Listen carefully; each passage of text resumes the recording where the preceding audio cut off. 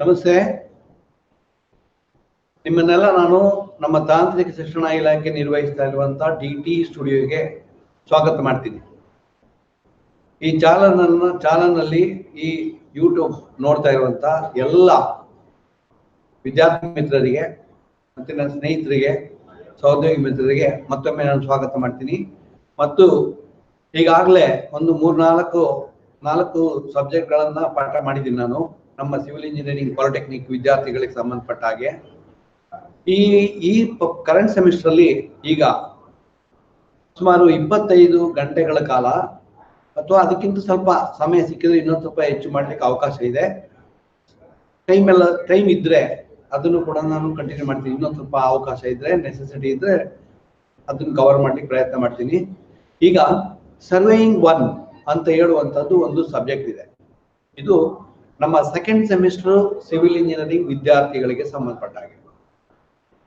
ಈ second semester civil engineering ವಿದ್ಯಾರ್ಥಿಗಳಿಗೆ surveying 1 ಇದೆ, ಸರ್ವೇಯಿಂಗ್ 2 ಇದೆ. ಮತ್ತು ಅದಕ್ಕೆ ಸರ್ವೇಯಿಂಗ್ ಅಂದ್ರೇನು, ಅದನ್ನ ಯಾಕೆ ನಾವು ಕಲಿಬೇಕು, ಅದರ ಅವಶ್ಯಕತೆ ಏನು ಅನ್ನೋದ್ರ ಬಗ್ಗೆ ನಾನು ಮಕ್ಕಳಿಗೆ ಮನದಟ್ಟು ಮಾಡಿಕೊಡ್ತೀನಿ. ಆದ್ರಿಂದ ದಯಮಾಡಿ ಎಲ್ಲ ವಿದ್ಯಾರ್ಥಿ ಮಿತ್ರರು, ವಿದ್ಯಾರ್ಥಿಗಳು ಫಾಲೋ ಮಾಡಿ.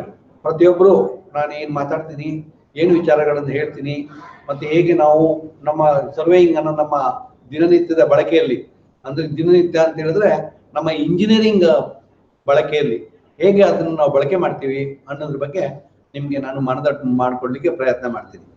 ಈಗ ಅದ್ರ ಪ್ರಯುಕ್ತ ನಾನಿವತ್ತು ಇಂಟ್ರೊಡಕ್ಷನ್ ಕ್ಲಾಸ್ ಕೊಡ್ತೀನಿ. ನಾನು ಸರ್ವೇಯಿಂಗ್ ಅಂದ್ರೆ ಏನು, ಅದನ್ನ ಯಾಕೆ ಮಾಡಬೇಕು, ಅದರಿಂದ ಏನೆಲ್ಲ ನಾವು ಏನು ಲಾಭ ಇದೆ ನಮಗೆ, ಅದು ಮಾಡದೇ ಇದ್ರೆ ಏನಾಗುತ್ತೆ ಅನ್ನೋದ್ರ ಬಗ್ಗೆ ನಾನು ಸ್ವಲ್ಪ ನಿಮ್ಗೆ ತಿಳುವಳಿಕೆ ಕೊಡ್ತೀನಿ ನಾನು ಇವತ್ತು. ಈಗ ನೀವು ನೋಡ್ಬೋದು, ಇದು ಅರ್ತ್, ಇದು ಭೂಮಿ. ನೀವು ನೋಡಿದಿರಲ್ಲ, ಭೂಮಿನ ನೋಡಿದಿರಿ, ಗೂಗಲ್ ಮ್ಯಾಪ್ ನೋಡಿದೀರಾ, ಗೂಗಲ್ ಅರ್ತ್ ನೋಡಿದೀರಾ. ಓಕೆ, ಅದನ್ನ ನೀವು ಸರಿಯಾಗಿ ತಿಳ್ಕೊಂಡ್ರೆ ನಮ್ದೊಂದು ಅರ್ಧ ಸರ್ವೇಯಿಂಗ್ ಮುಗೀತದೆ. ಬಟ್ ಕೆಲವು ವಿಚಾರಗಳು ನಿಮ್ಗೆ ಇನ್ನೂ ಅರ್ಥ ಆಗ್ಲಿಲ್ಲ. ಇನ್ನು ಸರ್ವೇಯಿಂಗ್ 1, ಸರ್ವೇಯಿಂಗ್ 2 ಅದನ್ನೆಲ್ಲ ಕಲ್ತ ನಂತರ ತುಂಬಾ ವಿಚಾರಗಳು ನಮ್ಗೆ ಅರ್ಥ ಆಗುತ್ತೆ. ಬಟ್ ಏನೇ ಭೂಮಿ ಗುಂಡಿಗಿದೆ, ಸ್ವಲ್ಪ ಹೇಗೆ ಉಂಟು ಅನ್ನೋದ್ರ ಬಗ್ಗೆ ನಿಮ್ಗೆ ತಿಳುವಳಿಕೆ ಇದೆ. ಅದನ್ನ ನಾನು ಮತ್ತೊಮ್ಮೆ ಆ ಗೂಗಲ್ ಮ್ಯಾಪ್ ಇಂದ ಡೌನ್ಲೋಡ್ ಮಾಡಿ ನಾನು ನಿಮ್ಗೆ ಇದನ್ನ ಒಂದು ತೋರಿಸ್ತಾ ಇದ್ದೀನಿ. ಈಗ ಈ ಭೂಮಿಯಲ್ಲಿ ಸುಮಾರು 1/3 ಮಾತ್ರ ಭೂಮಿ ಇರುವುದು, ಬಾಕಿದೆಲ್ಲ ಏನಿದೆ, ನೀರಿದೆ. ಇದನ್ನ ಆ 1/3 ಭೂಮಿಯಲ್ಲಿ ನಾವು ಸುಮಾರು 600+ ಮಿಲಿಯನ್ ಇದನ್ನ ಸುಮಾರು 600 ಕೋಟಿ ಜನರ ಸಂಖ್ಯೆ ವಾಸ ಮಾಡ್ತಾ ಇದ್ದೀವಿ. ಆ 600 ಕೋಟಿ ಜನಸಂಖ್ಯೆಗೆ ನಮ್ಗೆ ಕುಡಿಯುವ ನೀರು ಬೇಕು, ರಸ್ತೆಗಳು ಬೇಕು, ಮತ್ತೆ ನಮ್ಮ ವಾಹನಗಳು ಓಡಾಡ್ಲಿಕ್ಕೆ, ರೈಲು ಓಡಾಡ್ಲಿಕ್ಕೆ, ಮತ್ತೆ ರಸ್ತೆ ಕಂಜೆಷನ್ ತಪ್ಪಿಸ್ಲಿಕ್ಕೆ ನಮ್ಗೆ ಫ್ಲೈಓವರ್ಗಳು ಬೇಕು, ಸಬ್ವೇಗಳು ಬೇಕು, ಮತ್ತೆ ಮನೆಗಳು ಬೇಕು ವಾಸ ಮಾಡ್ಲಿಕ್ಕೆ. ಇದೆಲ್ಲ ಸವಲತ್ತುಗಳನ್ನ ಕ್ರಿಯೇಟ್ ಮಾಡ್ಬೇಕು ಈ ಭೂಮಿ ಒಳಗಡೆ. ಈ 1/3 ಭೂಮಿ ಒಳಗಡೆ ನಾವ್ ಇದನ್ನೆಲ್ಲ ಯಾರ್ದು ಕೆಲಸ? ಕಟ್ಟಡ ನಿರ್ಮಾಣ ಯಾರು ಮಾಡ್ತಾರೆ? ಸಿವಿಲ್ ಇಂಜಿನಿಯರ್ಸ್ ಮಾಡ್ತಾರೆ. ಡ್ಯಾಮ್ ಅನ್ನು ಯಾರು ನಿರ್ಮಾಣ ಮಾಡ್ತಾರೆ? ಸಿವಿಲ್ ಇಂಜಿನಿಯರ್ಸ್ ಮಾಡ್ತಾರೆ. ರಸ್ತೆಗಳನ್ನ ಯಾರು ನಿರ್ಮಾಣ ಮಾಡ್ತಾರೆ? ಕುಡಿ ನೀರು ವ್ಯವಸ್ಥೆಗಳನ್ನ ಯಾರು ನಿರ್ಮಾಣ ಮಾಡ್ತಾರೆ? ಅದನ್ನೆಲ್ಲ ಅದ್ರ ಬಗ್ಗೆ ಅದು ಎಲ್ಲಿಂದ ಶುರು ಮಾಡ್ಬೇಕು, ಹೇಗೆ ಶುರು ಮಾಡ್ಬೇಕು ಅಂತ 1 by 1 ನಾನು ನಿಮ್ಮ ಹತ್ರ ಮಾತಾಡ್ತಾ ಹೋಗ್ತೀನಿ. ಈಗ ಯು ಕ್ಯಾನ್ ಸಿ ದಿಸ್, ಇದು ಅರ್ತ್, ಇದು ಭೂಮಿ. ಇದ್ರ ಬಗ್ಗೆ ನೋಡಿ, ಭೂಮಿ ಹತ್ರಕ್ಕೆ ಹೋದಾಗ, ಹತ್ರ ಹೋಗುವಾಗ ನಿಮ್ಗೆ ನೋಡಿ ಈ ಗುಡ್ಡೆಗಳು, ಈ ವ್ಯಾಲಿಗಳು ಇದೆಲ್ಲ ಕಂಡು ಬರ್ತವೆ. ಹೌದಾ? ಒಪ್ತೀರಾ ನೀವು ಇದನ್ನ? ಅಲ್ವಾ? ಈ ಎಲ್ಲ ಇಲ್ಲತ್ಗಳಿದೆ, ವ್ಯಾಲಿ ಇದೆ, ನೀರಿದೆ, ಕೆರೆಗಳಿದೆ, ಪ್ರತಿಯೊಂದು ವಿಚಾರಗಳು ಕೂಡ ನಮ್ಗೆ ಕಂಡು ಬರ್ತವೆ. ನಾವೇನ್ ಮಾಡ್ತೀವಿ ಅಂತ ಹೇಳಿದ್ರೆ ಇದನ್ನ ಮುಂದೆ ನೋಡಿ, ನಾವೇನ್ ಮಾಡ್ತೀವಿ, ಈ ಗುಡ್ಡೆಗಳನ್ನ ಮತ್ತೆ ನಾವು ಈ ರೀತಿ ಕಡಿತೀವಿ, ಕಟ್ ಮಾಡ್ತೀವಿ ಇದನ್ನ, ಮತ್ತೆ ಕಟ್ಟಡಗಳನ್ನ ನಿರ್ಮಾಣ ಮಾಡ್ತೀವಿ. ನೋಡಿ, ಟವರ್ಗಳನ್ನ, ಎಲೆಕ್ಟ್ರಿಕ್ ಟವರ್ಗಳನ್ನ ನಿರ್ಮಾಣ ಮಾಡ್ತೀವಿ. ಈಗ ಈ ಎಲೆಕ್ಟ್ರಿಕ್ ಟವರ್ಗಳಾಗ್ಲಿ, ಕಟ್ಟಡಗಳನ್ನಾಗ್ಲಿ ನಿರ್ಮಾಣ ಮಾಡ್ಬೇಕಾದ್ರೆ ಎಲ್ಲಿ ನಿರ್ಮಾಣ ಮಾಡ್ಬೇಕು, ಯಾವ ರೀತಿ ನಿರ್ಮಾಣ ಮಾಡ್ಬೇಕು, ನಿರ್ಮಾಣ ಮಾಡೋ ಮೊದಲು ಏನೇನು ಕ್ರಮಗಳನ್ನ ನಾವು ಕೈಗೊಳ್ಬೇಕು ಅನ್ನುವ ವಿಚಾರಗಳು ನಾವು ಈಗ ತಿಳ್ಕೊಳ್ಳುವಂತ ವಿಷಯ. ಆದ್ರೆ ನೀವು ಕ್ವಶನ್ ಕೇಳ್ಬೋದು, ಸರ್ವೇಯಿಂಗ್ ಮತ್ತೆ ಈ ಕಟ್ಟಡ ನಿರ್ಮಾಣಕ್ಕೆ ಏನ್ ಸಂಬಂಧ ಅಂತ. ಅದಲ್ಲಿಗೆ ಬರ್ತೀನಿ ನಾನು. ತುಂಬಾ ವಿಷಯಗಳಿದೆ, 1 by 1 ಮಾತಾಡ್ತಾ ಹೋಗೋಣ. ನಾನೀಗ today I am giving only the instruction. ಇದು ನಾನು ದೇರ್ಫೋರ್ ಈಗ ಇದೆಲ್ಲ ನಾವು ಸಿವಿಲ್ ಇಂಜಿನಿಯರ್ಸ್ ಮಾಡುವಂತ ಕೆಲಸಗಳು. ಕವರ್ ಇರ್ಬೋದು, ಈ ಕಟಿಂಗ್ ಮಾಡ್ಬೇಕಾದ್ರೆ ಅರ್ಥನ ಕಟ್ ಮಾಡ್ಬೇಕಾದ್ರೆ ಎಷ್ಟು ಅರ್ಥ ಕಟ್ ಮಾಡ್ಬೇಕು, ಮತ್ತೆ ಆ ಕಟ್ ಮಾಡಿದ್ದನ್ನು ಏನ್ ಮಾಡ್ಬೇಕು, ಒಂದು ರಸ್ತೆ ನಿರ್ಮಾಣ ಮಾಡುವಾಗ ಹೇಗೆ ನಾವು ಅದನ್ನ ನಿರ್ವಹಿಸ್ಬೇಕು, ಅದ್ರ ಬಗ್ಗೆ ಎಲ್ಲ ನಮ್ಗೆ ಅನೇಕ ವಿಚಾರಗಳಿದೆ. ಈಗ ನೋಡಿ, ಇದು ನೀರು ಮಳೆಯಲ್ಲಿ ಫ್ಲಡ್ ಆದದ್ದು. ಇದು ನಿಮ್ಗೆ ಯಾರಾದ್ರೂ ಬಂಟ್ವಾಳದವರು ಇದ್ರೆ ಗೊತ್ತಿರ್ಬೋದು. ಅಲ್ಲಿ ನಮ್ಮ ನೇತ್ರಾವತಿ ರಿವರ್ ಮಳೆಗಾಲದಲ್ಲಿ ತುಂಬಿ ಹರಿತಾ ಇರುವಂತದ್ದು. ಇದು ನಾನು ಮ್ಯಾಕ್ಸಿಮಮ್ ಫ್ಲಡ್ ಲೆವೆಲ್, ಊರೊಳಗಡೆ ನೀರು ಬಂದಿದೆ, ಆ ಲೆವೆಲ್ಗೆ ಇರುವಂತದ್ದು ಇದು. ಈ ನೀರು ಬರುವಾಗ ಇದನ್ನು ಕೂಡ ನಾವು ನಿರ್ವಹಣೆ ಮಾಡ್ಬೇಕು, ಗೊತ್ತಿರ್ಬೇಕು ನಮ್ಗೆ. ಇದಕ್ಕೂ ಕೂಡ ಸರ್ವೆ ಮಾಡ್ಬೇಕು ನಾವು. ಇದು ನಾನು ಸರ್ವೆ ಅಂತ ವಿಷಯ ಬರುವಾಗ ಅದ್ರ ಬಗ್ಗೆ ಮಾತಾಡೋಣ ನಾವು. ಈಗ ವಿಲ್ ಲೆಟ್ ಅಸ್ ಅಂಡರ್ಸ್ಟ್ಯಾಂಡ್. ನಾವು ಇನ್ನೊಂದು ಗುಡ್ಡೆ, ಇನ್ನೊಂದು ಹಿಲ್ ಅಂತ ತಗೊಂಡಿದ್ವಿ. That hill is also of different elevation, ಬೇರೆ ಬೇರೆ ಇದೆ. ಇದು ನೋಡುವಾಗ ಕಾಣ್ತದೆ, ಇದು ಒಂದು 50-60 ವರ್ಷ ಮೊದಲು, ಒಂದು 50 ವರ್ಷ ಮೊದಲು ನೋಡುವಾಗ ಮಂಗಳೂರು ಕೂಡ ಹಾಗೆ ಇತ್ತು. ಮಂಗಳೂರು ಸಹ ಇದ್ರಾಗೆ ಇತ್ತು. ಬಟ್ ಈಗ ಹೇಗೆ ಉಂಟು ಮಂಗಳೂರು ನೋಡಿ, ಈಗ ಮಂಗಳೂರು ಹೀಗೆ ಒಂದು ಟೌನ್ ಹೀಗೆ ಇದೆ. ಈಗ ಈ ರೀತಿಯಲ್ಲಿ ಇದ್ದದ್ದು. ಈಗ ನೀವು ಕರ್ನಾಟಕ ಪಾಲಿಟೆಕ್ನಿಕ್ ಅಲ್ಲಿ ಇದ್ದೀರಿ, ನಿಮ್ಗೆ ಗೊತ್ತುಂಟು. ಕರ್ನಾಟಕ ಪಾಲಿಟೆಕ್ನಿಕ್ ಇಂದ ನೀವು ಹೊರಗಡೆ ಕಾರಿಡಾರ್ ಅಲ್ಲಿ ಇದ್ದು ನೋಡುವಾಗ ನಿಮ್ಗೆ ಈಗ ಈ ರೀತಿ ಕಾಣಿಸುತ್ತೆ. ಯಾವ ರೀತಿ ಕಾಣಿಸುತ್ತೆ? ಹೀಗೆ ಕಾಣಿಸುತ್ತೆ. ಈಗ ಕಾಣಿಸುತ್ತೆ ಅಂದ್ರೆ ಯಾರು ಮಾಡಿದ್ರನ್ನೆಲ್ಲ, ಈ ಸ್ಟ್ರಕ್ಚರ್ಸ್ ಅನ್ನೆಲ್ಲ ಯಾರು ಮಾಡಿದ್ದು? Civil engineer. ಈಗ ಒಂದು 50 ವರ್ಷ ಮೊದಲು ಹೀಗೆ ಇದ್ದದ್ದು ಇವತ್ತೇನಾಗಿದೆ? ಹೀಗೆ. ಅದರಿಂದ ಅದನ್ನೆಲ್ಲ ನಿರ್ವಹಣೆ ಮಾಡ್ಬೇಕಾದ್ರೆ, ಕಟ್ಟಡಗಳನ್ನ ಕಟ್ಟಬೇಕಾದ್ರೆ ಅಥವಾ ರಸ್ತೆಯನ್ನು ನಿರ್ಮಾಣ ಮಾಡ್ಬೇಕಾದ್ರೆ ಕೆಲವು ಡಿಸಿಪ್ಲಿನ್ ಇದೆ, ಕೆಲವು ಸಿದ್ಧಾಂತಗಳಿದಾವೆ. ಅದನ್ನೆಲ್ಲ ನಾವು ಫಾಲೋ ಮಾಡ್ಬೇಕಾಗತ್ತೆ. ಮತ್ತೆ ಅದ್ರ ನಂತರ ಇನ್ನೊಂದು ವ್ಯೂ, ಇದು ಮತ್ತೊಂದು ವ್ಯೂ ಏನಂತ ಹೇಳಿದ್ರೆ, ಇದು ಇನ್ನೊಂದು ವ್ಯೂ, ಇದು ಮತ್ತೊಂದು ವ್ಯೂ ತಗೊಂಡಿದ್ದೀನಿ ನಾನು. ಅಂದ್ರೆ ಇವಾಗ ಇಲ್ಲಿ ಹೀಗೆ ಉಂಟು, ಮತ್ತೆ ಇನ್ನೂ ಒಂದು 50 ವರ್ಷ ಆಗುವಾಗ ಮರಗಿಡಗಳೇ ಕಾಣದೇ ಇರ್ಬೋದು, ಬರೀ ಕಟ್ಟಡಗಳೇ ಕಾಣ್ಬೋದು. ಇನ್ನು ಗಗನ ಚುಂಬಿ ಕಟ್ಟಡಗಳು, ಗಗನವನ್ನ ಮುಟ್ಟುವಂತ ಕಟ್ಟಡಗಳು ಕೂಡ ಬರ್ಬೋದು. ಇದು ನಾನು ಅದಕ್ಕೆ ಭೂಮಿ ಒರಿಜಿನಲ್ ಅರ್ಥ ಹೇಗೆ ಇತ್ತು, ಭೂಮಿ ಹೇಗೆ ಇತ್ತು, ನಾವು ಆ ಭೂಮಿಯಲ್ಲಿ ಹೇಗೆ ಪರಿವರ್ತನೆ ಮಾಡಿದೀವಿ. ಈ ಪರಿವರ್ತನೆ ಮಾಡುವಾಗ ಅನೇಕ ವಿಚಾರಗಳನ್ನು ನಾವು ಗಣನೆಗೆ ತಗೊಳ್ಬೇಕಾಗುತ್ತೆ. ಈ ಗಣನೆ ತಗೊಳ್ಬೇಕಾದ್ರೆ ನಮ್ಗೆ ತುಂಬಾ ವಿಚಾರಗಳು ಗೊತ್ತಿರ್ಬೇಕು. ಈಗ ಮತ್ತೆ ರಸ್ತೆ ಅತಿ ಮುಖ್ಯವಾದದ್ದು. ನಮ್ಮ ಕಮ್ಯುನಿಕೇಶನ್ ಸಿಸ್ಟಮ್ಗೆ ಓಡಾಡಬೇಕಾದ್ರೆ, ಒಂದು ಜಾಗದಿಂದ ಮತ್ತೊಂದು ಜಾಗಕ್ಕೆ ಹೋಗ್ಬೇಕಾದ್ರೆ ರಸ್ತೆ ನಿರ್ಮಾಣ ಕೂಡ ಮಾಡ್ಬೇಕು. ಅಲ್ಲಿಯೂ ಕೂಡ ನಮ್ಮ ಸರ್ವೇಯಿಂಗು ತುಂಬಾ ಮಹತ್ವವನ್ನು ವಹಿಸುತ್ತೆ. ಮತ್ತೆ ಒಂದು ಕಟ್ಟಡವನ್ನು ನಿರ್ಮಾಣ ಮಾಡ್ಬೇಕಂತ ಇದ್ರೆ ಮಾರ್ಕಿಂಗ್ ಮಾಡ್ಬೇಕು. ಒಂದು ಕಾಲಮ್ ಇದೆ ನೋಡಿ, ಕಾಲಮ್ ಫುಟಿಂಗ್ ಇದೆ ಇಲ್ಲಿ. ಇದನ್ನೆಲ್ಲ ಮಾರ್ಕ್ ಮಾಡ್ಲಿಕ್ಕೆ, ಇದು ಎಲ್ಲಿ ಯಾವ ಲೊಕೇಶನ್ ಅಲ್ಲಿ ಮಾಡ್ಬೇಕು, ಹೇಗೆ ಮಾಡ್ಬೇಕು ಅನ್ನೋದ್ರ ಬಗ್ಗೆ ಕೂಡ ನಮ್ಮ ಸರ್ವೇಯಿಂಗ್ ಅಲ್ಲಿ ನಾವು ಇದ್ರ ಬಗ್ಗೆ ತಿಳ್ಕೊಳ್ತೀವಿ. ನಾವು ಇದನ್ನ ಮಾರ್ಕಿಂಗ್ ಅಂತ ಹೇಳುದು. ಒಂದು ಸಾರಿ ಪ್ಲಾನ್ ಮಾಡಿದ ನಂತರ ಒಂದು ಕಟ್ಟಡ ನಿರ್ಮಾಣವನ್ನ ಮಾಡುವ ಮೊದಲು ಅದಕ್ಕೆ ಲೊಕೇಶನ್ ಮಾಡ್ಬೇಕಾಗತ್ತೆ. ಯಾವ ಜಾಗದಲ್ಲಿ ಕಟ್ಟಡವನ್ನು, ಈಗ ಒಂದು 2 ಎಕರೆ ಅಥವಾ 3 ಎಕರೆ ಜಮೀನು ಉಂಟು ನಿಮ್ಮ ಹತ್ರ, ಗದ್ದೆ ತೋಟ ಇದೆ ಅಥವಾ ಈ ಜಾಗ ಇದೆ ನಿಮ್ಮ ಹತ್ರ, ಆ ಜಾಗದಲ್ಲಿ ಯಾವ ಜಾಗದಲ್ಲಿ ಕಟ್ಟಡವನ್ನು ನಿರ್ಮಾಣ ಮಾಡ್ಬೇಕು. ಆಗ ಯಾವ್ದು ಕಟ್ಟಡ ನಿರ್ಮಾಣ ಮಾಡ್ಬೇಕಾದ್ರೂ ಕೂಡ ಫಸ್ಟಿಗೆ ನಾವೇನ್ ಮಾಡ್ಬೇಕಂತ ಹೇಳಿದ್ರೆ ಒಂದು ಸರ್ವೆ ಅಂತ ಒಂದು ವಿಷಯ ಮಾಡ್ಬೇಕಾಗುತ್ತೆ. ಓಕೆ, ಸರ್ವೆ ಬಗ್ಗೆ, ಸರ್ವೆ ವಿಷಯ ನೋಡಿ. ಇನ್ನೊಂದು ಗಗನಚುಂಬಿ ಕಟ್ಟಡ ಇದು. ನಾನು ಇದನ್ನೆಲ್ಲ ನಿಮ್ಗೆ ಇಂಟ್ರೆಸ್ಟ್ ಬರ್ಲಿ ಅಂತ ನಾನು ಮಾಡಿದ್ದೀನಿ. ಈ ಫೋಟೋಗಳು ಹಾಕಿದ್ದೀನಿ. ಯಾರಾದ್ರೂ ರೆಕಗ್ನೈಸ್ ಮಾಡ್ಬೋದಾ ಇದು ಯಾವ್ದು ಬಿಲ್ಡಿಂಗ್ ಅಂತ?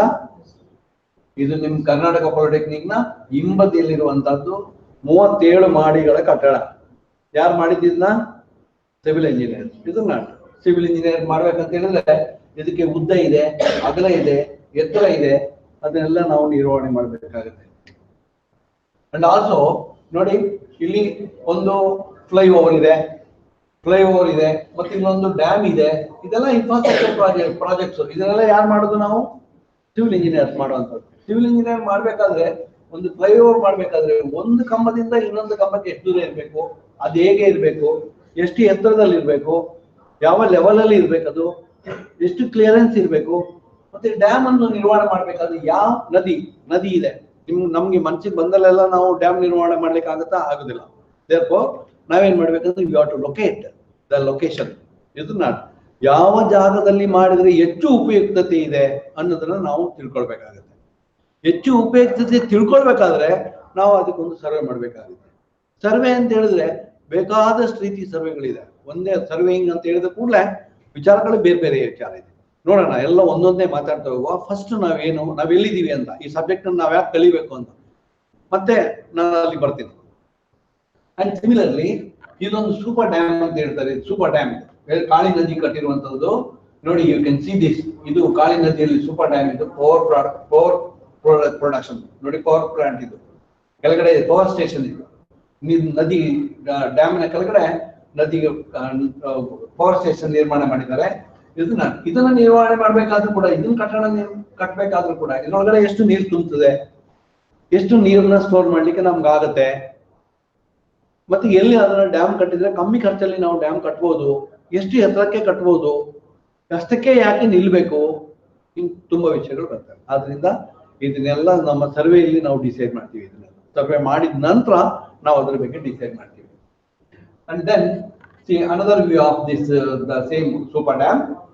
And similarly ಇನ್ನೊಂದು ಕಟ್ಟಡ ಮತ್ತೆ ಫ್ಲೈಓವರ್ ಇರ್ಬೋದು, ಇದೆಲ್ಲ ಮಾರ್ಕಿಂಗ್ ಮಾಡ್ಲಿಕ್ಕೆ ಇರ್ತದೆ ನಮ್ಗೆ. ಇದ್ರದ್ದು ಹೈಟ್ ಒಂದು ಕಾಲಮಿಂದ ಮತ್ತೊಂದು ಕಂಬಕ್ಕೆ ನಾವು ಇಲ್ಲಿ ಎಷ್ಟು ದೂರ ಇರಬೇಕು, ಹೈಟ್ ಎಷ್ಟಿರ್ಬೇಕು, ಇದನ್ನೆಲ್ಲ ನಾವು ಸರ್ವೆ ಇನ್ಸ್ಟ್ರೂಮೆಂಟ್ ಗಳನ್ನ ಯೂಸ್ ಮಾಡಿಕೊಂಡು ಬಳಸ್ಕೊಂಡು ನಾವು ಅದನ್ನ ಮಾರ್ಕಿಂಗ್ ಮಾಡ್ತೀವಿ. ಇದನ್ನ ಓಕೆ. ಅಂಡ್ ಸಿಮಿಲರ್ಲಿ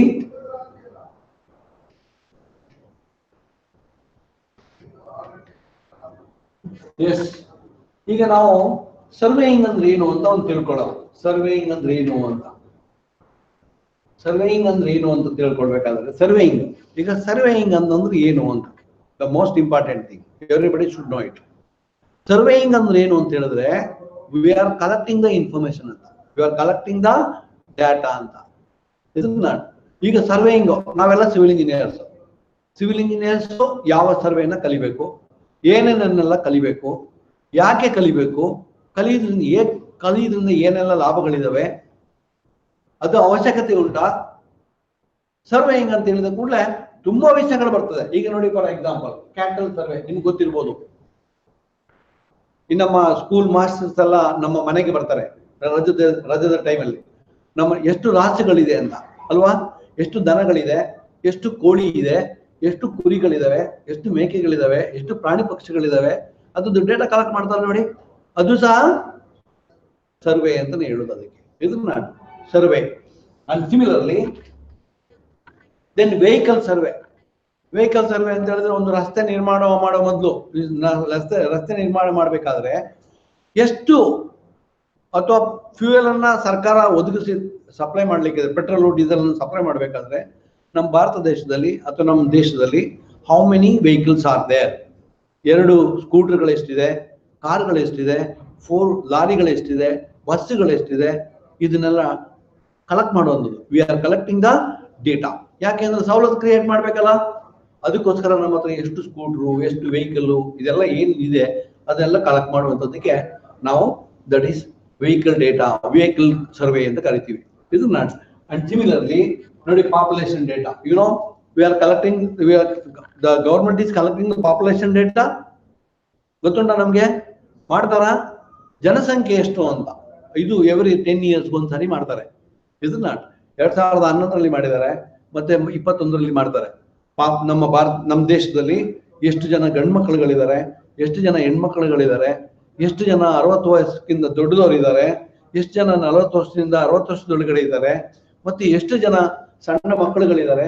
ಯಾಕಂತ ಹೇಳಿದ್ರೆ ಇವ್ರಿಗೆಲ್ಲರಿಗೆ ಸವಲತ್ತನ್ನು ಕ್ರಿಯೇಟ್ ಮಾಡ್ಬೇಕು. ಸಣ್ಣ ಮಕ್ಕಳುಗಳು ಜಾಸ್ತಿ ಇದ್ರೆ ಸ್ಕೂಲ್ ಓಪನ್ ಮಾಡ್ಬೇಕು, ದೊಡ್ಡವರು ಅನಾರೋಗ್ಯ ಇದ್ದವರಿಗೆ ಹಾಸ್ಪಿಟಲ್ ಓಪನ್ ಮಾಡ್ಬೇಕು, ಮತ್ತೆ ಕುಡಿಯುವ ನೀರಿನ ವ್ಯವಸ್ಥೆ ಮಾಡ್ಬೇಕು, ರಸ್ತೆಗಳನ್ನ ನಿರ್ಮಾಣ ಮಾಡ್ಕೊಡ್ಬೇಕು.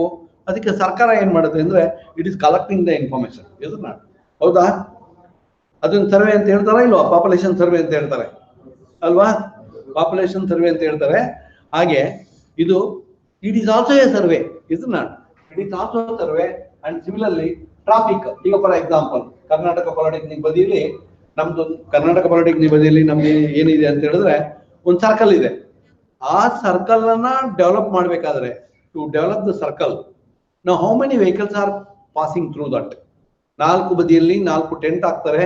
1 ತಿಂಗಳು ಅದನ್ನ ಸ್ಟಡಿ ಮಾಡ್ತಾರೆ. How many scooters are going, how many cars are going there, and then how many that is trucks are going there, how many buses are passing, ಯಾವ ಡೈರೆಕ್ಷನ್ಗೆ ಎಷ್ಟು ವೆಹಿಕಲ್ ಹೋಗುತ್ತೆ, 1 ಗಂಟೆಗೆ ಎಷ್ಟು ಹೋಗ್ತದೆ, ಅರ್ಧ ಗಂಟೆಗೆ ಎಷ್ಟು ವೆಹಿಕಲ್ ಕ್ರಾಸ್ ಆಗ್ತವೆ, 1 ಗಂಟೆಗೆ ಎಷ್ಟಾಗ್ತದೆ, ಅರ್ಧ ದಿವಸಕ್ಕೆ ಎಷ್ಟಾಗ್ತದೆ, ಇಡೀ 24 hours ಅಲ್ಲಿ ಎಷ್ಟು ವೆಹಿಕಲ್ ಆಗುತ್ತೆ. It is called traffic survey. ಈಗ ಒಂದು ಸರ್ಕಲ್ ಅಥವಾ ಒಂದು ರೋಡು, ಅದು ದುಡ್ಡು ರೋಡನ್ನ ವೈಡನ್ ಮಾಡ್ಲಿಕ್ಕಿದ್ರೆ ಯಾಕೆ ಮಾಡ್ಬೇಕಾ ಅಂತ. ವೆಹಿಕಲ್ ಹೋಗದೆ ಇದ್ರೆ what is the necessity of doing widening the road? isn't it? Like, we are providing to provide the facilities, we are doing this, isn't it? ಇದನ್ನೆಲ್ಲ ನಾವು ಸರ್ವೇಯಿಂಗ್ ಅಂತ ಕರಿತೀವಿ. ಇದನ್ನೆಲ್ಲ ಸರ್ವೆ ಅಂತ. ಪಾಪ್ಯುಲೇಷನ್ ಸರ್ವೆ, ಕ್ಯಾಟಲ್ ಸರ್ವೆ, ಇನ್ನು ಬೇರೆ ಬೇರೆ ರೀತಿಯಲ್ಲಿ ನಾವು ಒಂದು ನದಿ ಹರಿಯುತ್ತೆ, ನದಿ ಫ್ಲೋ ಆಗ್ತಾ ಇರುತ್ತೆ. ನದಿ ಹರಿತಾ ಇದ್ರೆ ನಾವು ಪ್ರತಿ ದಿವಸ ಅದ್ರದ್ದು ಡೇಟಾ ಕಲೆಕ್ಟ್ ಮಾಡ್ತೀವಿ.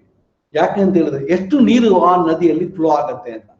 ಇದನ್ನ ಒಂದ್ ದಿವಸ ಅಥವಾ 2 ದಿವಸ ಕಲೆಕ್ಟ್ ಮಾಡುವಂತದಲ್ಲ, 16 ವರ್ಷಗಳು ಇದನ್ನ ನಾವು ಕಲೆಕ್ಟ್ ಮಾಡ್ತೀವಿ. ಯಾಕಂತ ಹೇಳಿದ್ರೆ ಆ ನದಿಯಲ್ಲಿ ನೀರನ್ನು ನಾವು ಎಷ್ಟು ಸಪ್ಲೈ ಮಾಡ್ಬೋದು, ನಗರಕ್ಕೆ ಎಷ್ಟು ಸಪ್ಲೈ ಮಾಡ್ಬೋದು, ಕೃಷಿಗೆ ಎಷ್ಟು ಸಪ್ಲೈ ಮಾಡ್ಬೋದು ಅನ್ನುವ ವಿಚಾರಗಳನ್ನು ತಿಳ್ಕೊಳ್ಳೋಕೋಸ್ಕರ ನಾವೇನ್ ಮಾಡ್ತೀವಿ, V are collecting the information. isn't it? Collecting the information is called surveying.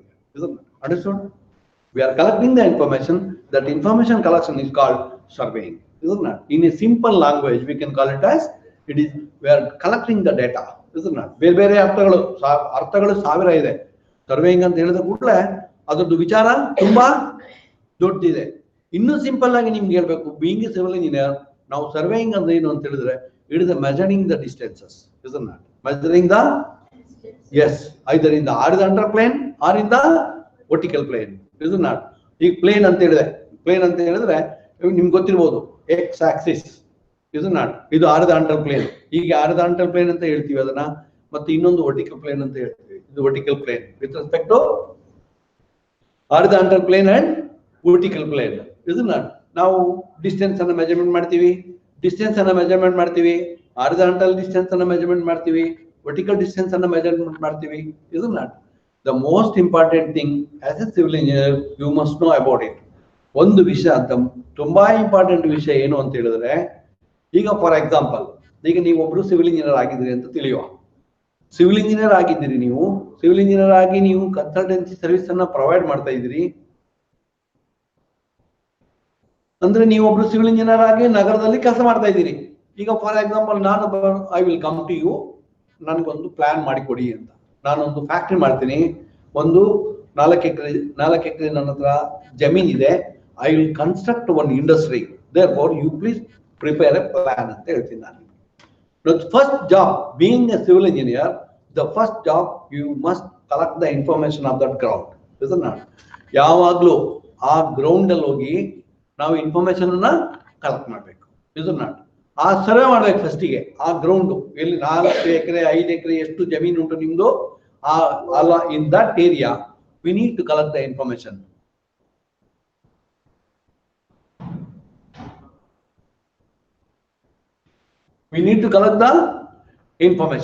Isn't it? No, it is called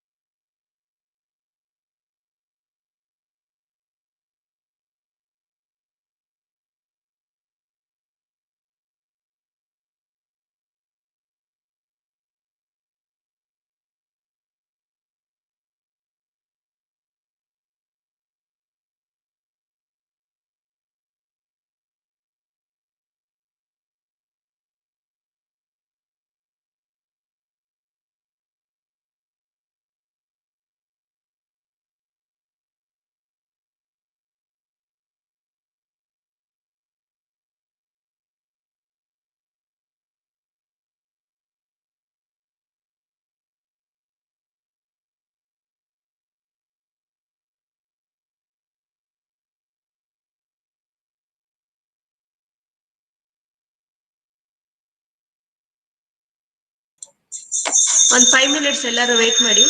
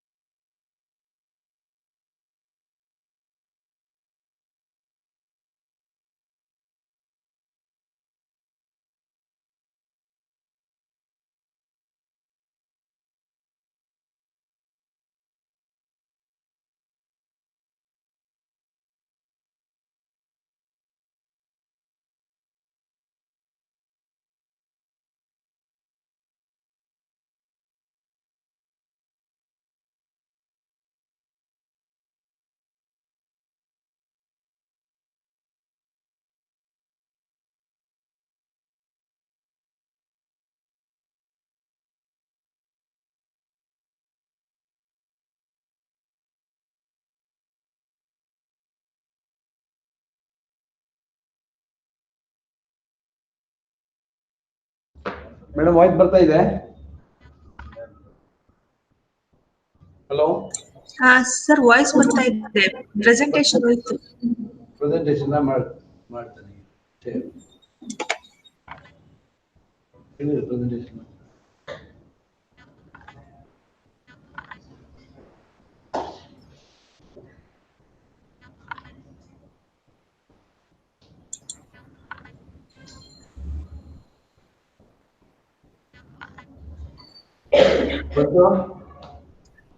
sir.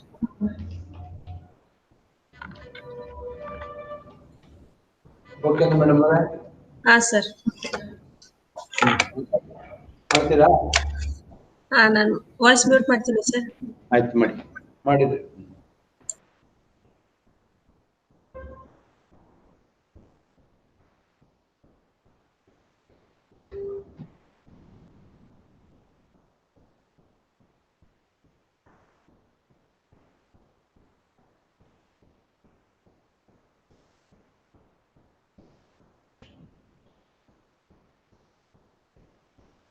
ಆಯ್ತಾ?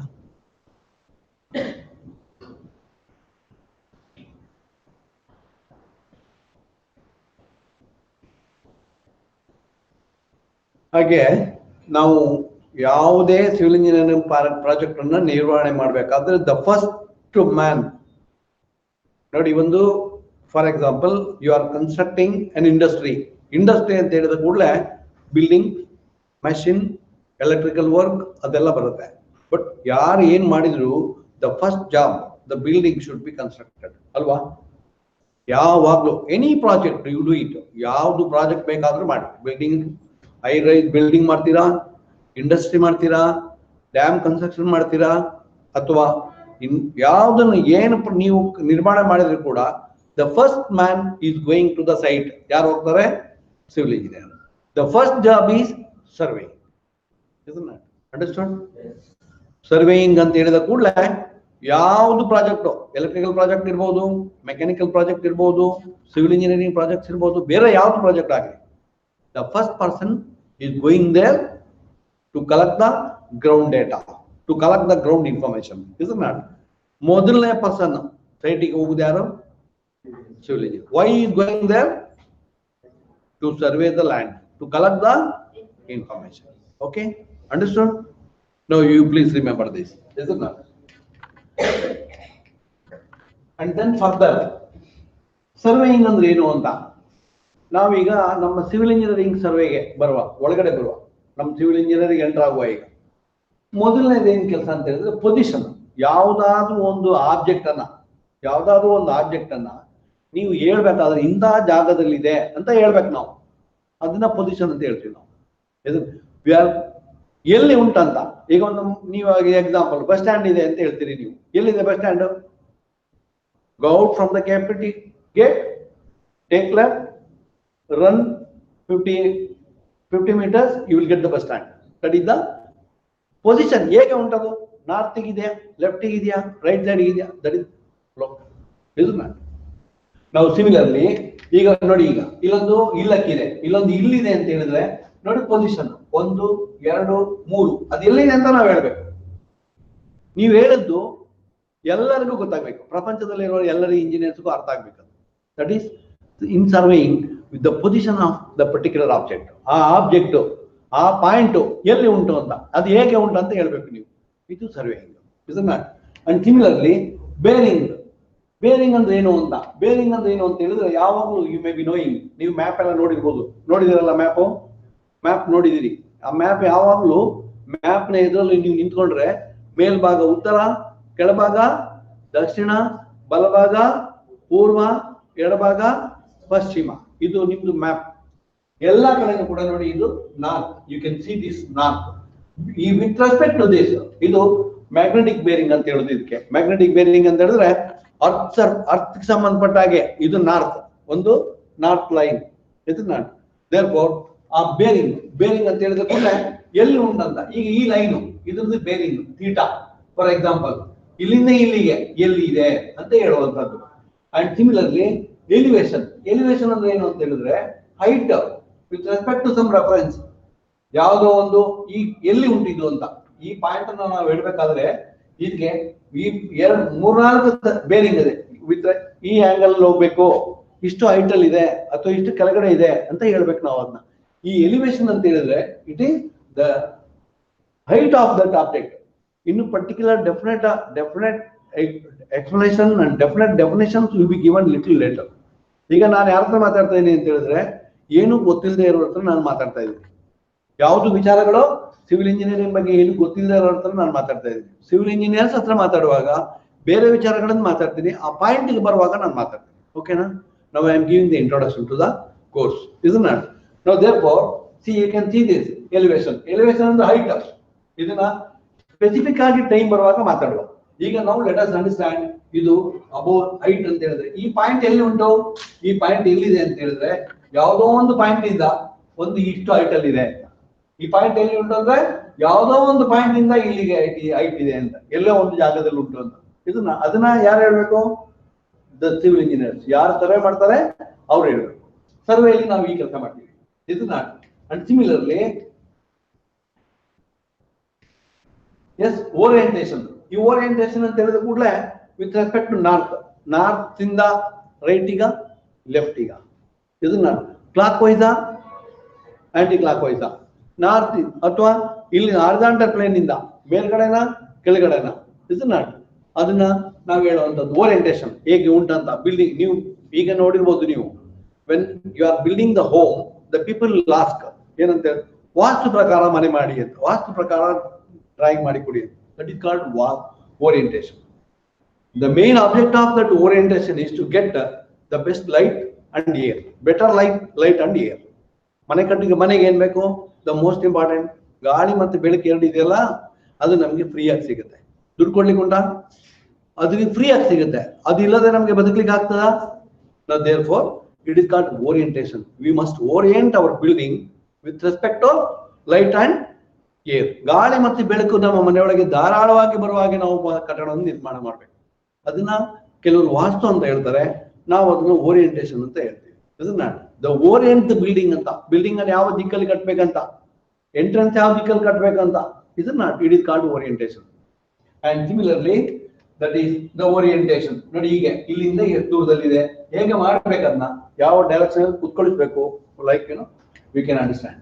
And the detailed location, particular location, ಯಾವ್ದಾದ್ರೂ ಒಂದು ಪಾಯಿಂಟ್ ಅನ್ನು ನಾವು, ಇಲ್ಲಿ ಒಂದು ಸಣ್ಣದೊಂದು ರೋಡ್ ಕಾಣ್ತಾ ಇದೆ, ಇಲ್ಲಿ ಈ ಫೋಟೋಗ್ರಾಫ್ ತೆಗೆಯುವಾಗ ಇಲ್ಲೊಂದು ರೋಡ್ ಬಂದಿದೆ. ಈ ಲೊಕೇಶನ್ ನಮ್ಮ ಸರ್ವೇಯಿಂಗ್ ಹೆಂಗೆ ಅಂತ ಹೇಳಿದ್ರೆ, ಫಸ್ಟ್ಗೆ ಇಡೀ ಭೂಮಿ, ಮತ್ತೆ ಒಂದು 5 ಎಕರೆ, ಮತ್ತೆ ಸಣ್ಣದು ಒಂದು ಸೈಟು 32-40 ಡೈಮೆನ್ಷನ್ ಇರುವಂತದ್ದು, 5 ಸೆಂಟ್ಸ್ ಅಥವಾ 10 ಸೆಂಟ್ಸ್, 1 ಗುಂಟೆದು, 2 ಗುಂಟೆದು, ಲೈಕ್ ಇದನ್ನ ಫಸ್ಟಿಗೆ ಇಡೀ ಭೂಮಿ, ನೆಕ್ಸ್ಟ್ ಬರುವಾಗ ಸಣ್ಣದು ಒಂದು ಊರು, ನೆಕ್ಸ್ಟ್ ಬರುವಾಗ ಒಂದು 5 ಎಕರೆ 2 ಎಕರೆ, ಮತ್ತೆ ಬರುವಾಗ ಮನೆ.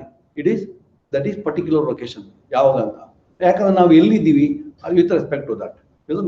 ಇದನ್ನೆಲ್ಲ ಕೆಲಸಗಳನ್ನ ನಮ್ಮ ಸರ್ವೇಯಿಂಗ್ ಅಲ್ಲಿ ನಮ್ಗೆ ಮಾಡ್ಲಿಕ್ಕೆ ಆಗುತ್ತೆ. ಇದನ್ನೆಲ್ಲ ಹೇಳುವಂತದನ್ನೇ ನಾವು ಸರ್ವೆ, ಈ ಪಾಯಿಂಟ್ ಎಲ್ಲಿ ಉಂಟದ್ದು ಅಂತ, ಎಲ್ಲಿ ಇದೆ ಅಂತ. ಇನ್ನು ಮುಂದಿನ ಕ್ಲಾಸ್ ಅಲ್ಲಿ ಇದ್ರ ಬಗ್ಗೆ ಇನ್ನೂ ಎಲಾಬ್ರೇಟ್ ಡೀಟೇಲ್ ಆಗಿ ನಾನು ಮಾತಾಡ್ತೀನಿ. ಅದ್ರ ಬಗ್ಗೆ ಪ್ರತಿಯೊಂದು ಪಾಯಿಂಟ್ ಅನ್ನು ನಾವು ಮಾತಾಡ್ಲಿಕ್ಕಿದೆ. ಸರ್ವೇಯಿಂಗ್ ಅಂತ ಹೇಳಿದ್ರೆ ಇಷ್ಟು ವಿಷಯ ನಮ್ಗೆ ಗೊತ್ತಿರ್ಬೇಕು. ಇದನ್ನ ಇಲ್ಲಿಂದ ಒಂದು ಗ್ರೌಂಡ್ ಅಲ್ಲಿ ನಿಮ್ಗೆ ಲೊಕೇಟ್ ಮಾಡ್ಲಿಕ್ಕೆ ಬರ್ಬೇಕು. ಆ ಗ್ರೌಂಡ್ ಅಲ್ಲಿ ಇರುವಂತದನ್ನ ಇನ್ನೊಬ್ಬನಿಗೆ ಹೇಳ್ಲಿಕ್ಕೆ ಬರ್ಬೇಕು. ನಮ್ಗೆ ಗ್ರೌಂಡ್ ಅಲ್ಲಿ ಇರುವಂತದನ್ನ ಹೇಳ್ಲಿಕ್ಕೆ ಆಗ್ಬೇಕು. ಇಂಥ ಜಾಗದಲ್ಲಿದೆ ಅಂತ ಹೇಳಿದ್ರೆ ಇನ್ನೊಬ್ಬ ಸಿವಿಲ್ ಇಂಜಿನಿಯರ್ಗೆ ಅರ್ಥ ಆಗ್ಬೇಕು. ಇದನ್ನ ಅಂಡರ್ಸ್ಟ್ಯಾಂಡ್. ಅಮೆರಿಕದಲ್ಲಿರೋರ್ಗೂ ಕೂಡ ಅರ್ಥ ಆಗ್ಬೇಕು. ಅವ್ರಿಗೊಂದು ಇಮ್ಯಾಜಿನೇಷನ್ ಬರುತ್ತೆ with respect to north, latitude and departure ಅಂತ ಒಂದು ವಿಷಯ ಇದೆ. Have you heard of this? ಇದನ್ನ ಎಲಿವೇಶನ್, ಒಂದು ಎಕ್ಸ್ ಆಕ್ಸಿಸ್, ಒಂದು ವೈ ಆಕ್ಸಿಸ್, ಏನಂದ್ರೆ ಒಂದು Z ಆಕ್ಸಿಸ್. ಇದನ್ನ ಇದು ಎಲ್ಲಿ ಉಂಟಂತ ಹೇಳಿದ್ರೆ ಅವ್ರಿಗೆ ಅರ್ಥ ಆಗುತ್ತೆ, ಪ್ರತಿಯೊಬ್ಬರಿಗೂ ಅರ್ಥ ಆಗುತ್ತೆ. Okay, now therefore now similarly we can learn so many things from this. Yeah,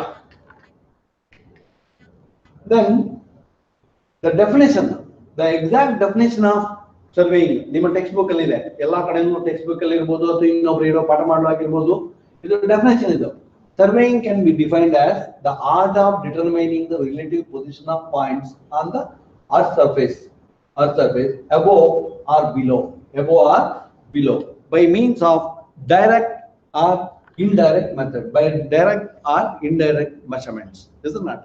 ಇದರ ಅರ್ಥ ಏನಂತ ಹೇಳಿದ್ರೆ, ಭೂಮಿ ಮೇಲಿರುವಂತ ಪಾಯಿಂಟ್ಗಳನ್ನ, ಭೂಮಿ ಸರ್ಫೇಸ್, ಅರ್ತ್ ಸರ್ಫೇಸ್ ಮೇಲಿರುವಂತ ಪಾಯಿಂಟ್ಗಳನ್ನ, ನಾನೊಂದು ಗುಡ್ಡೆ ತೋರಿಸ್ತೇನೆ ನಿಮ್ಗೆ, ಇಲ್ಲಕ್ಕೆ ತೋರಿಸಿದೆ, ಇಲ್ಲಕ್ಕೆ ಮೇಲಿರುವಂತ ಪಾಯಿಂಟು, ಅಥವಾ ಸಮುದ್ರದ ಒಳಗಡೆ ಇರುವಂತ ಪಾಯಿಂಟು, ಅಥವಾ ಗ್ರೌಂಡ್ ಅಲ್ಲಿ ಇರುವಂತ ಪಾಯಿಂಟು, ಅದು ಎಲ್ಲಿ ಉಂಟು ಅಥವಾ ಅಲ್ಲಿಂದ ಅದು ಎಲ್ಲಿ ಇದೆ ಅಂತ ಹೇಳುವಂಥದ್ದು ಏನೇನು ನಾವು ಕೆಲಸಗಳನ್ನು ಮಾಡ್ತೀವಿ ಅದಕ್ಕೆ ಸಂಬಂಧಪಟ್ಟ ಹಾಗೆ ಅದನ್ನ ನಾವು ಸರ್ವೇಯಿಂಗ್ ಅಂತ ಹೇಳ್ತೀವಿ.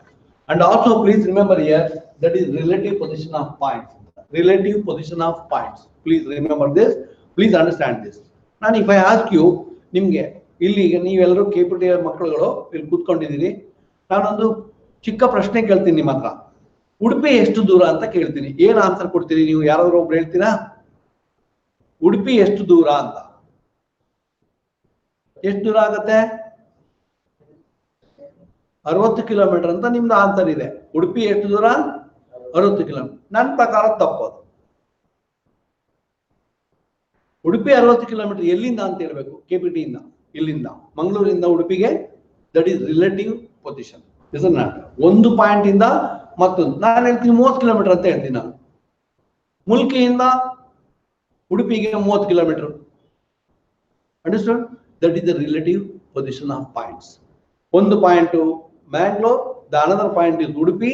The distance between these two points is 60 meters. 60 kilometers. Relative ಅಂತ ಹೇಳಿದ್ರೆ ಯಾವಾಗಲೂ ರಿಲೇಟಿವ್ ಪೊಸಿಷನ್ ಇವನ್ ಕೆಳಗಡೆ ಇರ್ಬೋದು. ಈಗ ಸಮುದ್ರ ಇದೆ, ಸಮುದ್ರದ ಮಟ್ಟವನ್ನ ನಾವು 0 ಲೆವೆಲ್ ಅಂತ ಕರಿತೀವಿ. ಇದನ್ನ if you come to Karnataka polytechnic, ಅದು 69 ಮೀಟರ್ ಮೇಲ್ಗಡೆ ಇದೆ. ಸಮುದ್ರ ಮಟ್ಟಕ್ಕಿಂತ ಎಲ್ಲಿ ಮೇಲ್ಗಡೆ ಇದೆ?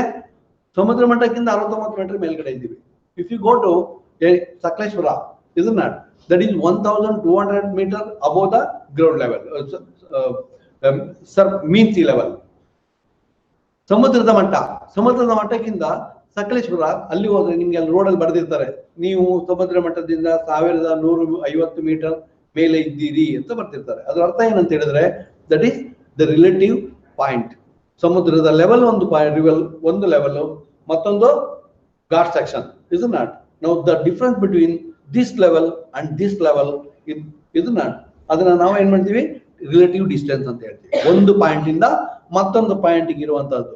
May be in the horizontal plane ಅಲ್ಲಿ ಇದ್ರೆ ನಾವು ಅದನ್ನ ಲೆಂತ್ ಅಂತ ಹೇಳ್ತೀವಿ, ವರ್ಟಿಕಲ್ ಪ್ಲೇನ್ ಅಲ್ಲಿ ಇದ್ರೆ ಅದನ್ನ ಹೈಟ್ ಅಂತ ಹೇಳ್ತೀವಿ, ಮತ್ತೆ ಎಲಿವೇಶನ್ ಅಂತ ಕರಿತೀವಿ ಅದನ್ನ.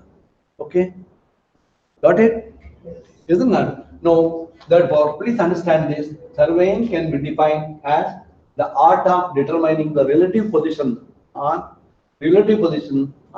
the surface of the earth. Isn't that? Maybe above or below. That is by means of direct or indirect measurements. By means of direct or indirect measurement. Direct measurement and ನಿಮ್ಮ ಹತ್ರ tape ಇದೆ. Isn't that? Direct measurement ಹೇಗೆ ಮಾಡ್ತಾರೆ? ಈಗ direct measurement ಅಂತ ಹೇಳಿದ್ರೆ ಇಲ್ಲೊಂದು point ಇದೆ, ಇಲ್ಲೊಂದು ಪಾಯಿಂಟ್ ಇದೆ. There are 2 points. ಇಲ್ಲೊಂದು ಪಾಯಿಂಟ್ ಇದೆ, ಇಲ್ಲೊಂದು ಪಾಯಿಂಟ್ ಇದೆ. Point A, point B. Isn't that? Earth surface ಅಲ್ವಾ ಇದು? Above the earth surface there is point A and there is point B. We can measure this. ಇಲ್ಲಿಂದ ಇಲ್ಲಿವರೆಗೆ distance ಅನ್ನು measure ಮಾಡಬಹುದು. ಯಾವ್ದ್ರಲ್ಲಿ ಮೆಜರ್ಮೆಂಟ್ ಮಾಡ್ತೀರಿ ನೀವು? either tape or by chain. Isn't that? ಈಗ ನೋಡಿ, ಇದೊಂದು ಪಾಯಿಂಟ್ ಇದೆ, ಎ ಒಂದು ಪಾಯಿಂಟ್ ಇದೆ, ಬಿ ಒಂದು ಪಾಯಿಂಟ್ ಇದೆ, ಸಿ ಒಂದು ಪಾಯಿಂಟ್ ಇದೆ. How do you measure this ಅಂತ ನೋಡಿ. ಇಲ್ಲಿಂದ ಇಲ್ಲಿಗೆ ಹೈಟ್ ಇದು, ಇಲ್ಲಿಂದ ಇಲ್ಲಿಗೆ ಹಾರಿಜಾಂಟಲ್ ಡಿಸ್ಟೆನ್ಸ್ ಇದು. No relative position. ಎಲ್ಲಿಂದ ಎಲ್ಲಿಗೆ ಅಂತ that is called relative position of points. Point A and point B. ಈ ಪಾಯಿಂಟ್ ಎ ಇಂದ ಪಾಯಿಂಟ್ ಬಿ ಗೆ ಎಷ್ಟು ಡಿಸ್ಟೆನ್ಸ್ ಇದೆ? How much the distance? No that is you are saying that. ಇದು ನಾನು ಯಾರು ಹೇಳೋದನ್ನ, ಯಾರ ಜಾಗದಲ್ಲಿ ಹೋಗಿ ಸರ್ವೆ ಮಾಡ್ತಾರೆ ಅವರು ಅದನ್ನ ಡಿಫೈನ್ ಮಾಡ್ತಾರೆ. ಎ ಇಂದ ಬಿ ಗೆ 100 ಮೀಟರ್ ಇದೆ. ನಾನು ಹೇಳಿದೆ ಮಂಗಳೂರಿಂದ ಉಡುಪಿಗೆ 60 ಕಿಲೋಮೀಟರ್ ಇದೆ. ಇದು ನಾನು understood the relative position of points. ಮಂಗಳೂರಲ್ಲಿ ಒಂದು ಪಾಯಿಂಟ್, ಉಡುಪಿಯಲ್ಲಿ ಮತ್ತೊಂದು ಪಾಯಿಂಟ್. ಇಲ್ಲಿ ಎ ಒಂದು ಪಾಯಿಂಟ್, ಇಲ್ಲಿ ಬಿ ಇನ್ನೊಂದು ಪಾಯಿಂಟ್. ಇಲ್ಲಿಂದ ಇಲ್ಲಿಗೆ ಮೆಜರ್ಮೆಂಟ್ ಮಾಡೋದು ರಿಲೇಟಿವ್ ಪೊಸಿಷನ್ ಆಫ್ ಪಾಯಿಂಟ್ಸ್. ಇದು ದಟ್ ಇಸ್ ಕಾಲ್ಡ್ ಸರ್ವೆ. ಈಗ ಇದು ಕೆಳಗಡೆ ಗ್ರೌಂಡ್ ಬಿಲೋ ಲೆವೆಲ್ ಅಲ್ಲಿ. ಇದು ನಾಟ್ ದೆನ್ ಇದು ಅಬೌವ್ ದ ಹಿಲ್. ಇಲ್ಲಿಂದ ಇಲ್ಲಿಗೆ this also again relative position in vertical plane ಮೇಲ್ಗಡೆ. ಹೀಗೆ that will discuss little more. ಇದು ನಾಟ್ ಇದನ್ನ ಹೆಂಗ್ ಮೆಜರ್ಮೆಂಟ್ ಮಾಡೋದು? ಡೈರೆಕ್ಟ್ ಮೆಥಡ್ ಅಂತ ಹೇಳಿದ್ರೆ ನೋಡಿ, ಹೀಗೆ direct method that is you pull the chain 0 end ಮತ್ತೊಂದು ಎಷ್ಟು ದೂರ ಬರುತ್ತೆ ಅಷ್ಟು. ಇದು not that will give you the relative position of points, distance between those 2 points. And similarly, either chain or tape. I think you have seen these two. ಈ ಎರಡು object ನೋಡಿದಿರಲ್ಲ ನೀವು, ಇದು ಚೈನ್ ಮತ್ತೊಂದು ಟೇಪ್. ಇದನ್ನು ಯೂಸ್ ಮಾಡಬಹುದು, ಇದನ್ನು use ಮಾಡಿ ಕೂಡ ನಾವು ಮಾಡಬಹುದು. ಇದು direct method of measuring that is distance between A and B. The direct method of measuring distance between A and C, isn't that? Not direct, just by pulling the chain or pulling the tape we can measure the distance, isn't that? No, whereas indirect method ಅನ್ನೋ ಒಂದು ವಿಷಯ ಹಾಕಿದ್ದಾರೆ ಇಲ್ಲಿ. isn't that? Indirect method ಅಂದ್ರೆ ಯಾವ್ದು ಹಾಗಾದ್ರೆ? indirect measurements ಅಂದ್ರೆ ಏನು ಹಾಗಾದ್ರೆ? isn't that? indirect measurement ಅಂತ ಹೇಳಿದ್ರೆ ಏನು ಅಂತ ಹೇಳಿದ್ರೆ ನೋಡಿ, ಈಗ ಇಲ್ಲಿಂದ ಇಲ್ಲಿಗೆ ಮೆಜರ್ಮೆಂಟ್ ಮಾಡ್ಲಿಕ್ಕೆ ಆಗುದಿಲ್ಲ ನಮ್ಗೆ ಡಿಸ್ಟೆನ್ಸ್ ಅನ್ನು. ಇದು ಮೆಜರ್ಮೆಂಟ್ ಮಾಡಬಹುದು, ಇದು ಮೆಜರ್ಮೆಂಟ್ ಮಾಡಬಹುದು. ಇದನ್ನ ಇದನ್ನ ಮೆಜರ್ಮೆಂಟ್ ಎ ಬಿ ಮೆಜರ್ಮೆಂಟ್ ಮಾಡ್ಲಿಕ್ಕೆ ಆಗ್ಬೋದು, ನಮ್ಗೆ ಆಗ್ತದೆ.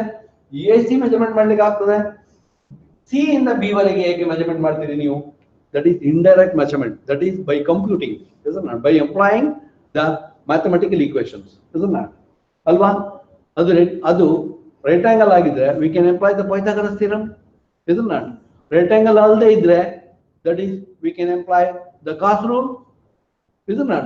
There are many mathematical equations are available. Using those equations we can calculate the distance. That is indirect method of calculating the distances, isn't it? ಅವಾಗ ಏನು ಮಾಡಬೇಕಾಗುತ್ತೆ ಅಂತ ಹೇಳಿದ್ರೆ we need to measure one more data, that is the angle, isn't it? This is the distance, the horizontal angle between these two. ಈ ಎರಡರ ನಡುವೆದು horizontal angle ನ measurement ಮಾಡಬೇಕಾಗುತ್ತೆ. then from that we can calculate the distance between C and A. That is the indirect method of calculating the distances between the points. Got it? ತಿಳಿತಾ ಏನು ಅಂತ ಇದು ಮುಂದೆ ಹೋಗೋಣ ಆಗಲ್ಲ. ವಿಲ್ ಸಿ ಏನು ನೋಡುವ. Okay yes to determine the relative position of any objects or points on the earth, what we have discussed. ಈಗ ಮಾತಾಡಿದೆ to determine the relative position, ಒಂದು ಪಾಯಿಂಟ್ ಇಂದ ಮತ್ತೊಂದು ಪಾಯಿಂಟಿಗೆ ಇರುವಂತ ರಿಲೇಟಿವ್ ಡಿಸ್ಟೆನ್ಸ್ ಅನ್ನ ಫೈಂಡ್ ಔಟ್ ಮಾಡೋದಕ್ಕೆ ನಾವು ಸರ್ವೇಯಿಂಗ್ ಅಂತ ಕರಿತೀವಿ. Okay, and similarly now this is what we have discussed about it. Now AB CD, that is we have discussed about it. ಈಗ ಮಾತಾಡಿದೇವಲ್ಲ.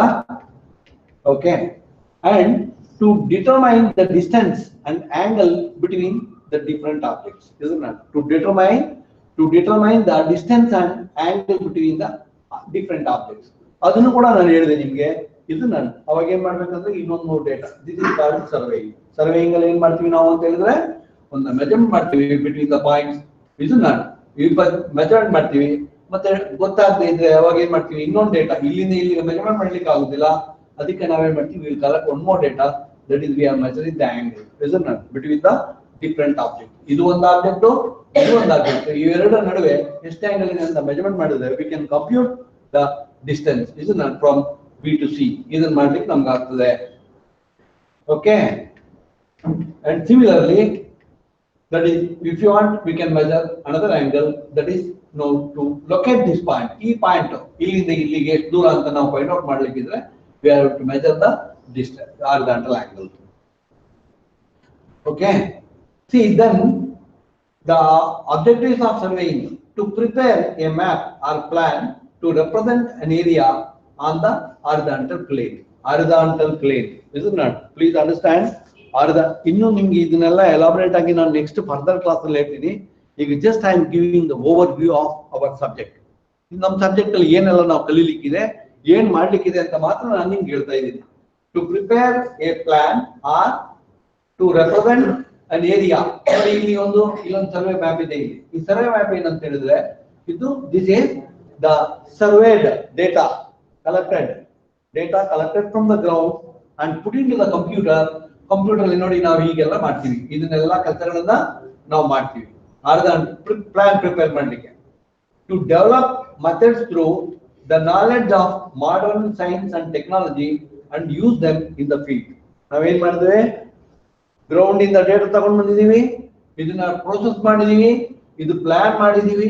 Then this plan is transferred to the ground. The first job collecting the information, process through the method, knowledge, your knowledge and modern science and technology. Modern science and technology, computer. ಮೊದಲೆಲ್ಲ ನಾವೇನ್ ಮಾಡ್ತಾ ಇದ್ದೇವೆ ಅಂತ ಹೇಳಿದ್ರೆ scale ಇಟ್ಕೊಂಡು pencil ಇಟ್ಕೊಂಡು drawing ಮಾಡ್ತಾ ಇದ್ದೇವೆ. ಈಗ ನಾವು we are not doing that. We are going through the ಯಾವ್ದು ಯೂಸ್ ಮಾಡ್ತಾ ಇದ್ದೀವಿ ಈಗ ನಾವು, ಏನಿದು, this is the computer, this is the modern science and technology. ಇದನ್ನ ಯೂಸ್ ಮಾಡಿಕೊಂಡು ನಾವು we are preparing whatever we want to do it. To solve the measurement problems in optimal ways.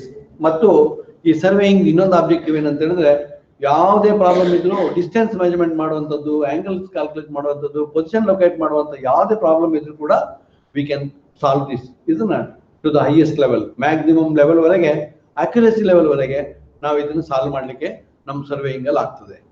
Okay, and in the instruments, ಈ surveying ಅಂತ ಹೇಳಿದ ಕೂಡಲೇ ಏನೇನು instruments ಅನ್ನ ನಾವು ಅಪ್ಲೈ ಮಾಡ್ತೀವಿ ಅಂತ let us know about it. ಇದು ನಾನು this is what we are going to read in your surveying 1, surveying 2. ಈಗ ಸೆಕೆಂಡ್ ಸೆಮಿಸ್ಟರ್ ಇದ್ದೀರಿ, ನೆಕ್ಸ್ಟ್ ಸೆಮಿಸ್ಟರ್ ಬರುವಾಗ you have one more survey. ಇದು ನಾನು ಸರ್ವೇಯಿಂಗ್ 2 ಅಂತ ಒಂದು ವಿಷಯ ಇದೆ.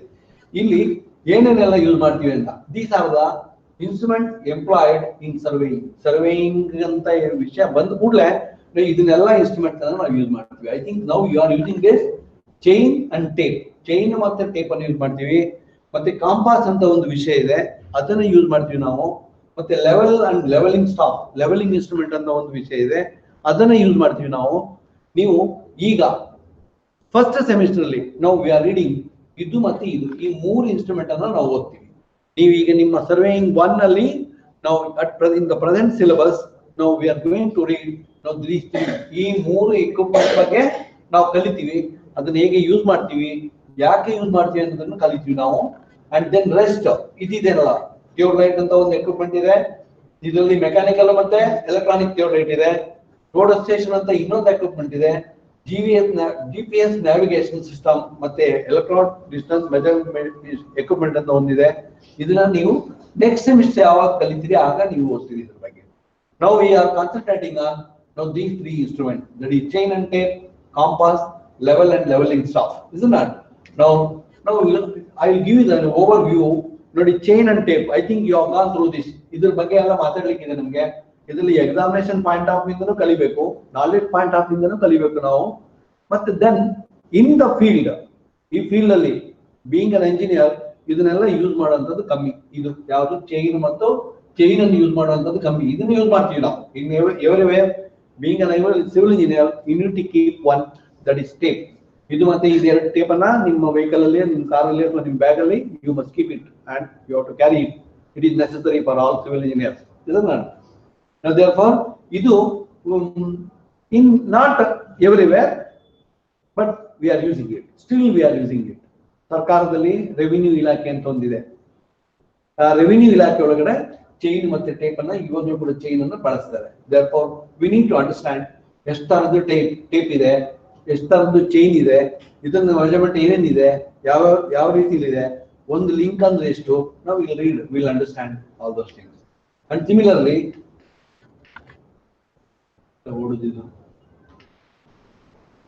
then the second one is compass.